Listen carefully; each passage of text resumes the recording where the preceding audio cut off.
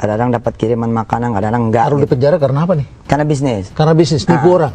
Ya ada lah pokoknya. Pokoknya ada masalah. Yang bilang kalau Ustadz dulunya saat muda ya, ini pernah keluar masuk penjara. Apakah berita ini benar atau salah?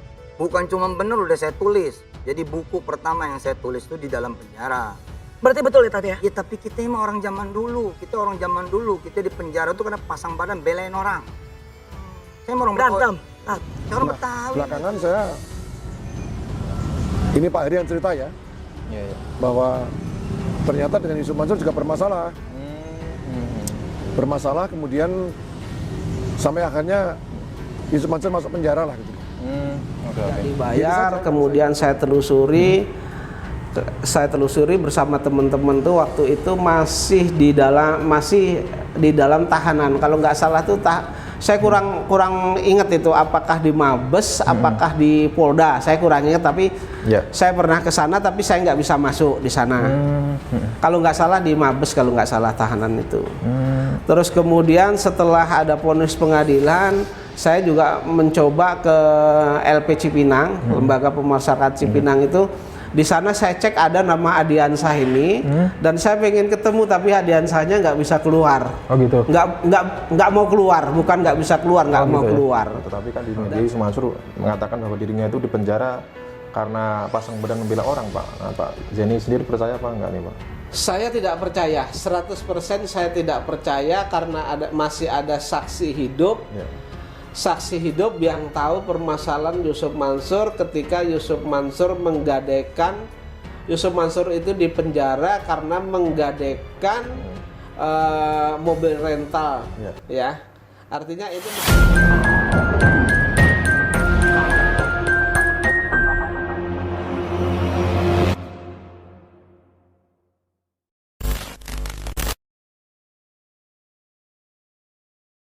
terkesan menunjukkan kedekatan dengan Kadimas Polri gitu ya. Dan Pak Zeni pun juga tidak gentar gitu Pak ya. nggak gentar saya. Ini hak saya. Baik. Oke. Saya kan ngejar hak saya, bukan saya nimpang uang orang. Oke, Pak Zeni, ini kan Yusuf Mansur dalam menawarkan investasi ini kan bersama Adiansah gitu Pak ya. Dan Adiansah ini diperkenalkan oleh Yusuf Mansur sebagai sosok dermawan gitu, ahli sedekah, orang baik, bla bla bla segala macam. Tetapi di sini kan ternyata setelah ditelusuri Adiansah ini kan juga ternyata juga pernah bermasalah dengan Rumpus atau juga pernah menjalani hukuman tahanan gitu ya. Dan di sisi lain Yusuf Mansur sendiri juga dulunya juga pernah penjara juga, menanggapi bahwa Yusuf Mansur, Adiansah bertemu dan mereka ini sama-sama pernah dipenjara, sama-sama mantan napi. Apakah mungkin diduga jangan-jangan ini apakah mereka mempunyai pola pikir yang sama atau begitu, Pak? Ya, jadi begini. Sebenarnya berkaitan dengan tindak pidana ya, berkaitan dengan penawaran investasi ini, saya menduga dengan keras Yusuf Mansur itu sudah tahu bahwa Adiansah itu berkaitan dengan bisnis batu bara itu sudah bermasalah. Kan sebelum ke kota wisata, ya kan? Sebelum ke kota wisata, informasi dari Mabes Polri waktu itu ya, tapi kami belum tahu, ketahuinya sudah jadi perkara itu, bahwa Adiansah ini adalah sedang menghadapi perkara pidana yang dilaporkan oleh Humpus berkaitan dengan penipuan penggelapan yang dilakukan Adiansah terhadap Humpus. Kemudian artinya Yusuf Mansur kan sudah tahu kalau Adiansah ini bermasalah kan begitu kan. Nah, tapi Yusuf Mansur memperkenalkan membawa Adiansah ke sini. Artinya Yusuf Mansur tahu bahwa ini tuh penjahat dibawa ke sini gitu loh. Betul. Jadi memang tujuannya ke sini tentu bukan baik-baik, tentu untuk menipu lagi begitu. Artinya kelakuan dari perbuatan Adiansah yang menipu Humpus itu sudah diketahui oleh Yusuf Mansur, kemudian dibawa lagi ke kota wisata. Karena memang dianggap kota wisata mungkin gampang ditipu dan lain sebagainya, karena kan lingkungannya pada saat itu lingkungan orang-orang yang cukup berada lah begitu. Dan ini kan Yusuf Mansur bicara flashback mengapa Yusuf Mansur pernah dipenjara gitu Pak ya. Nah, tetapi kan di media Yusuf Mansur mengatakan bahwa dirinya itu dipenjara karena pasang badan membela orang, Pak. Nah, Pak Jenny sendiri percaya apa enggak nih, Pak? Saya tidak percaya, 100% saya tidak percaya karena masih ada saksi hidup. Ya. Saksi hidup yang tahu permasalahan Yusuf Mansur ketika Yusuf Mansur menggadaikan, Yusuf Mansur itu dipenjara karena menggadaikan mobil rental, ya. Artinya itu masih ada saksi hidupnya, dan saksi hidupnya itu memberitahukan kepada saya, dan saya mengatakan bahwa apa benar itu seperti itu? Kira-kira ibu kalau disumpah berani nggak? Mereka mengatakan berani dan dia mengatakan benar. Iya. Dan orang yang ketemu sama saya inilah yang sebenarnya berjasa terhadap Yusuf Mansur, rela berkorban sampai harta kekayaannya habis dan sekarang pindah ke Batam. Iya. Ya. Pindah ke Batam, terus kemudian ya sampai dengan sekarang belum pulih sebagaimana mestinya, masih malah ikut saudaranya, yang saya tahu adiknya atau kakaknya begitu di sana. Dan saya sendiri juga sudah bertemu dengan, namanya siapa, lupa saya, Pak Bu Lestari. Enggak, satunya lagi Pak Soehartono apa siapa, tidak salah itu. Dirinya mengetahui bahwa Yusuf Mansur dulunya kan 2 kali penjara, Pak. Yang satu berarti kan gara-gara masalah mobil rental. Yang satunya itu gara-gara permasalahan bisnis komputer kalau tidak salah gitu, Pak. Dan nanti kita akan bahas itu lagi dan saya putar videonya. Pak Suharjo kalau Pak Suharjo. Suharjo. Ya, oke, Pak.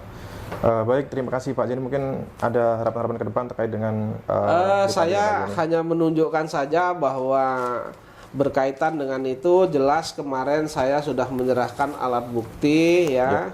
Alat buktinya ini, Mas. Ini adalah karena saya sudah mentransfer kepada Bapak Eko, kemudian Bapak Eko menyetorkan kepada BMT, ya. Ini satu.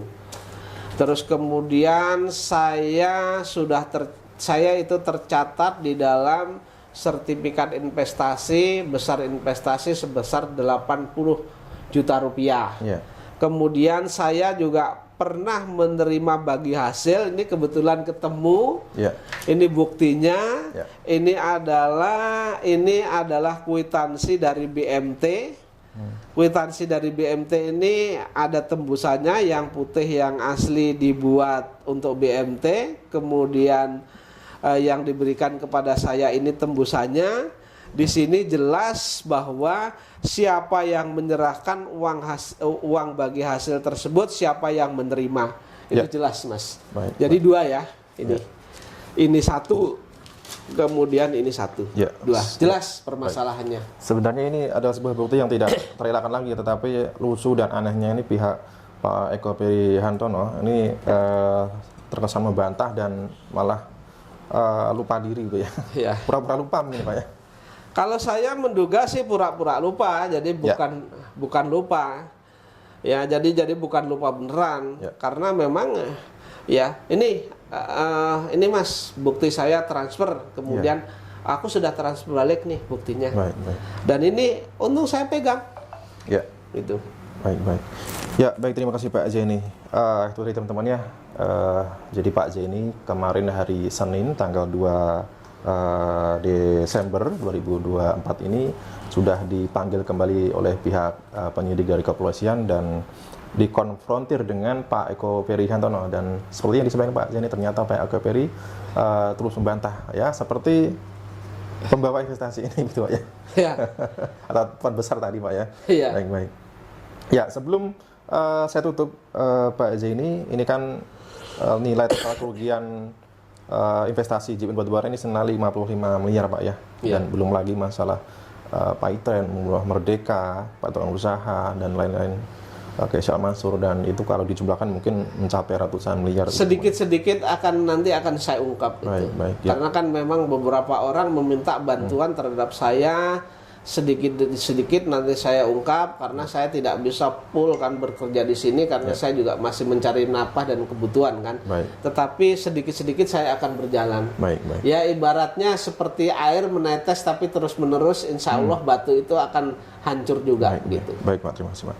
Dan tidak adanya itikat baik dari Yusu Mansur, tidak adanya niat baik Yusu Mansur untuk memenuhi kewajibannya untuk membayar hutang-hutangnya kepada mereka para investor gitu teman-teman ya. Dan beberapa sudah mengupayakan PKPU atau gugatan kepalitan dan menyasar supaya aset-aset Yusu Mansur ini disita, dan tentunya kita sudah mengetahui bahwa Yusu Mansur itu sebenarnya kaya raya. Karena sebagaimana yang disampaikan oleh dirinya sendiri, mempunyai bisnis warung steak yang pajaknya sehari sampai 100 hingga 200 juta, bahkan omsetnya satu cabang saja mencapai 500 juta. Kalau sekarang sudah ada 100 lebih cabang di seluruh Indonesia, ini bisa dibayangkan berapa keuntungan yang didapat per bulannya begitu ya. Dan selain bisnis kuliner tersebut, Yusu Mansur dulu saat diwawancara oleh presenter di TV One, Yusu Mansur juga mengatakan bahwa mempunyai bisnis properti, Pak, dan dirinya itu mempunyai lahan di Sentul yang mana dibangun sebuah apartemen ya, 5 tower gitu, dan dia bekerjasama dengan sebuah perusahaan bernama PT Adi Komuter Property gitu, Pak. Saya bacakan karena mungkin ini bisa menjadi sasaran, atau mungkin inilah aset Yusu Mansur yang barangkali punya potensi untuk disita, dilelang, kemudian untuk dibayarkan kepada mereka-mereka yang terutang gitu, Pak ya. Yeah. Dari berita 1 saya bacakan, ACP gandeng Ustadz Yusu Mansur bangun hunian mewah di Sentul. PT Adi Komuter Property, anak usaha Adikarya, saat ini memiliki 8 proyek baru yang sedang dalam tahap perizinan dan pengembangan begitu. Salah satu proyek yang menarik adalah membangun hunian mewah di kawasan Sentul, kilometer 37 Bogor, Jawa Barat. Untuk proyek ini ACP menggandeng Ustadz Yusu Mansur untuk bersama-sama menginvestasikan dana sebesar 1,5 triliun dengan jangka waktu pembangunan selama 3 tahun. Direktur Utama ACP Amrozi Hamidi menyebutkan bahwa pihaknya dan pihak Yusu Mansur akan menginvestasikan dana sebesar 1,5 triliun dengan jangka waktu 3 tahun untuk membangun hunian mewah. Ya. Biasanya kami menyasar segmen menengah, tapi kali ini mencoba sasar yang berbeda. Kami menggelontorkan 1,5 T untuk proyek ini, kata Amrozi begitu. Kemudian berita ini juga ditulis oleh berita Detik, CNBC, dengan judul Yusu Mansur dan Adi Komuter bangun proyek TOD 1,5 triliun. Saya bacakan kembali dari CNBC. PT Adi Komuter Property yang mengkhususkan dirinya sebagai pengembang kawasan Transit Oriented Development bakal menambah portofolionya di wilayah Sentul Bogor. Kawasan TOD ini akan dibangun di atas tanah milik perusahaan Ustadz Kondang Yusu Mansur dengan total nilai investasi 1,5 triliun gitu. Direktur Keuangan ACP Muhammad Yusuf mengatakan TOD baru ini akan dibangun berdekatan dengan transportasi light rail transit atau LRT tahap 2. Proyek ini direncanakan akan mulai digarap pada awal 2020 dan ditargetkan rampung seluruhnya pada 2029 gitu.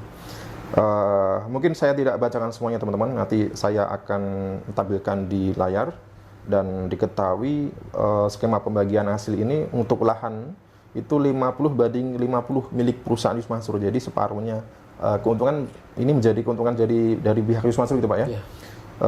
Tapi dananya pengembangnya seluruhnya dari ACP begitu.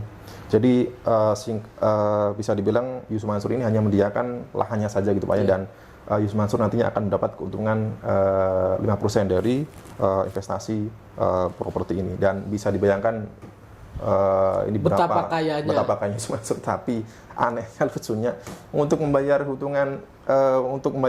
hutang kepada karyawannya ini sungguh sulit sekali. Oke Pak Jeni, mungkin ada yang ingin ditanggapi Pak yang terkait cukup begitu ya? Ya, mungkin Pak Jeni juga sudah capek gitu ya untuk namanya Yusu Mansur ini bisa dibilang pelit ya Pak ya, kikir, bakil, pelit ya. Pak Jeni mengatakan sayang duit katanya. Oke teman-teman, mungkin saya tutup. Saya dan Pak Jeni dari Kota Wisata Jember mengucapkan terima kasih. Wassalamualaikum warahmatullahi wabarakatuh.